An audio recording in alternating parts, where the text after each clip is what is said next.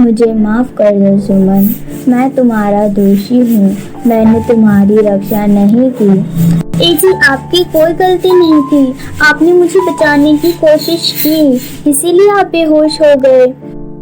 इसका मतलब कोई ना कोई हल जरूर होगा उससे बचने के लिए।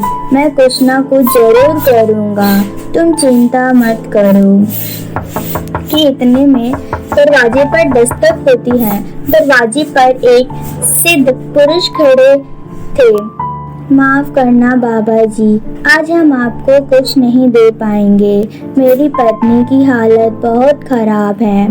सब जानता हूँ कि उस राक्षस की नज़र तुम्हारी पत्नी पर पड़ चुकी है। मैंने अपने ध्यान में देखा था कि तुम दोनों को उसने बहुत परेशान कर रखा है, यहाँ तक कि तुम्हारी पत्नी की जान लेने पर भी उतारू हो गई है। इसीलिए मैं यहाँ तुम्हारी मदद करने आया हूँ। जी बाबा जी, जल्दी से कोई उपाय बताइए, हमारे पास समय बहुत कम है। बाबा जी, आज रात होने से पहले कुछ ना कुछ जरूर करना होगा।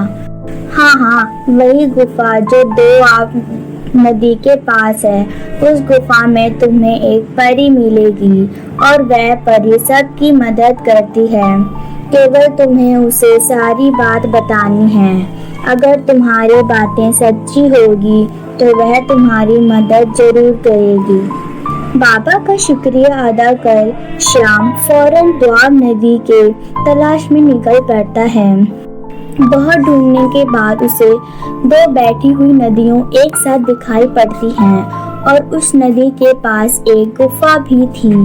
उसमें से एक अद्भुत रोशनी भी आ रही थी। श्याम गुफा में घुसता है, लेकिन गुफा में घुसते ही उसकी आंखों के सामने अंधेरा छा जाता है। इसके बाद गुफा से बाहर देखने में ऐसे लग रहा था कि गुफा में बहुत रोशनी थी, लेकिन अंदर तो बहुत अंधकार छाया हुआ है।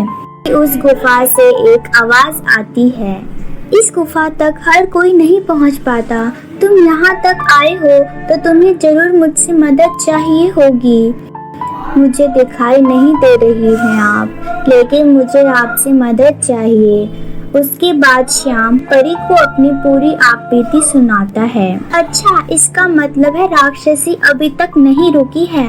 पूरे परिवार में उसने सबकी नाक में दम कर रखा है, लेकिन अब ये हाथ जरूर आएगी। बहुत पहले से ये किसी के हाथ नहीं आई है, उसे खत्म करना है। यह लो, मेरे सोने और चांदी के बाल ले जा सकते हो और अपनी पत्नी के सर पर रख देना।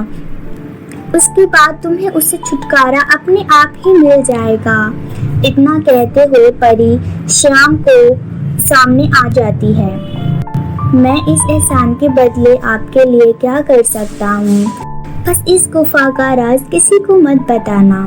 परी का शुक्रिया अदा करने के बाद श्याम सोने और चांदी की बाल को लेकर अपनी पत्नी के सर पर रख देता है। बाल अपने आप सर से जुड़ जाते हैं और सर पर बाल जुड़ते ही उसकी पत्नी के दोनों पैर भी वापस आ जाते हैं। अरे वाह, यह तो चमत्कार हो गया। लेकिन इस मुसीबत के बारे में पापा को कैसे पता चला?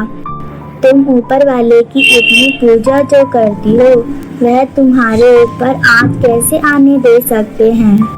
और उस रात सुमन और श्याम दोनों चैन की नींद सो जाते हैं, लेकिन वह राक्षसनी फिर से लौट आती है।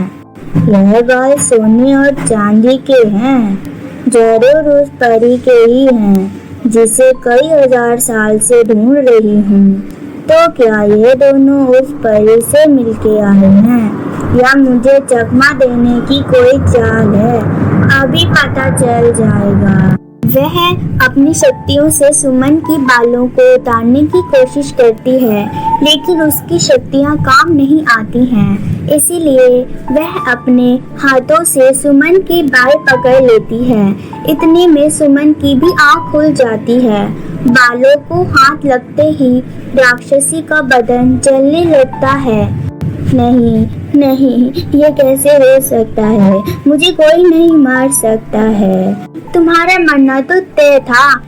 आखिरकार बुराई की जीत होती ही है।